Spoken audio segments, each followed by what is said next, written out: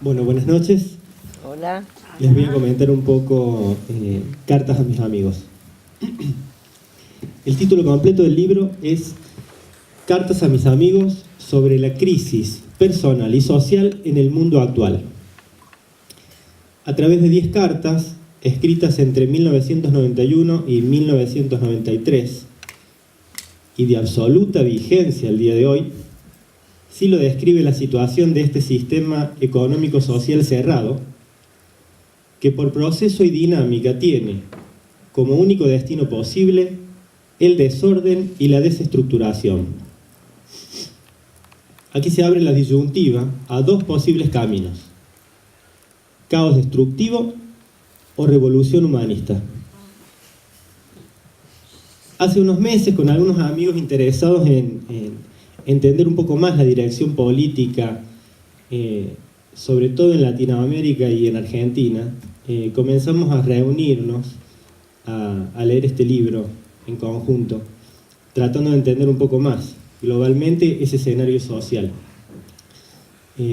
Más o menos en mayo y junio, y Lisandro en julio me llama para este homenaje a Silo, y el libro que me invita a presentar es justamente este. Así que a pesar de mis resistencias, no pude decir que no. Porque parecía que el espíritu del libro estaba como en el aire y nos quería decir algo.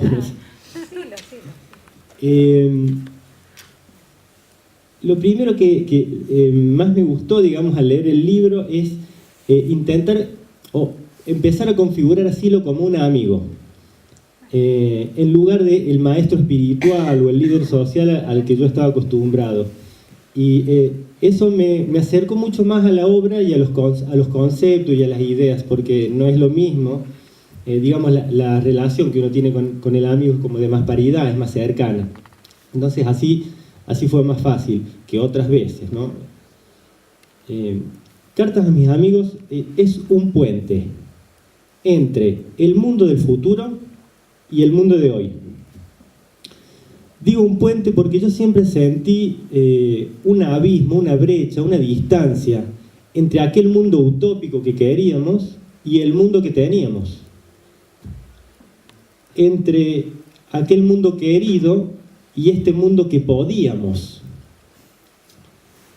Y en Cartas a mis amigos, Silo da premisas muy simples y muy claras de qué hacer en lo individual, con el medio inmediato y en lo social para transformar el mundo.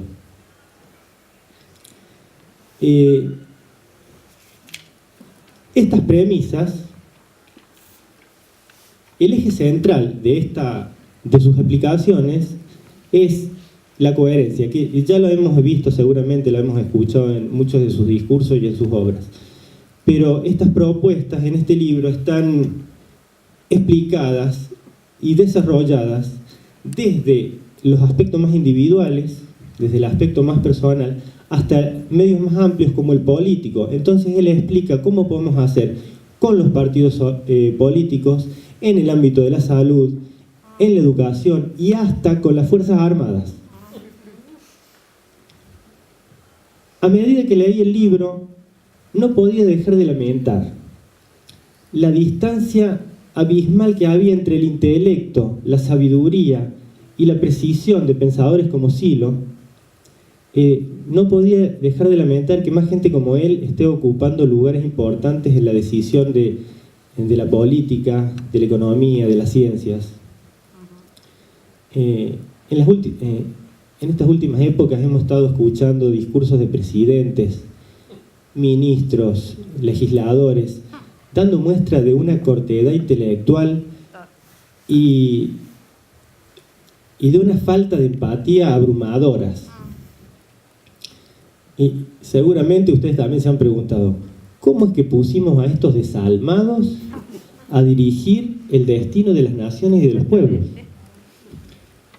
Yo andaba con estas preguntas y un día me pasa esto. Voy a un kiosco y delante de mí había un niño haciendo unas compras.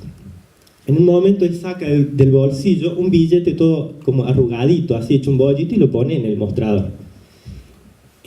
Puede ser que el kiosquero haya tenido un mal día. Pero se enojó mucho. Y se puso en ese momento a darle al pobre pibe de 10 años una especie de discurso sobre los valores nacionales y los símbolos y cómo había que cuidar lo nacional y todo eso. Y yo me pregunté, ¿pero en qué momento el trato que se le da a un pedazo de papel se convirtió en algo más importante que el trato que se le da a una persona, a un ser humano? Y entonces es evidente que la crisis es social, pero finalmente somos los individuos los que experimentamos la desorientación, la violencia y la injusticia. Entonces yo quería terminar con esto de demos una oportunidad a Silo. ¿Y por qué?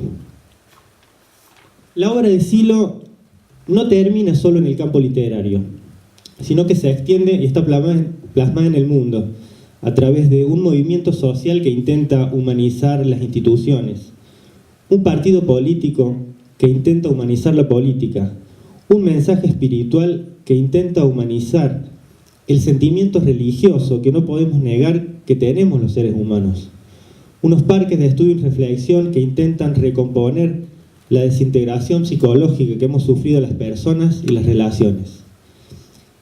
Desde esta pequeña ciudad argentina, Silo hizo todo eso sin ayuda de los gobiernos, ni de las empresas, ni de los poderosos, ni de los medios de comunicación. Alguien que predicó sobre la coherencia y la llevó al mundo en su obra, no puede estar tan equivocado. Así que demos una oportunidad a Silo. Muchas gracias.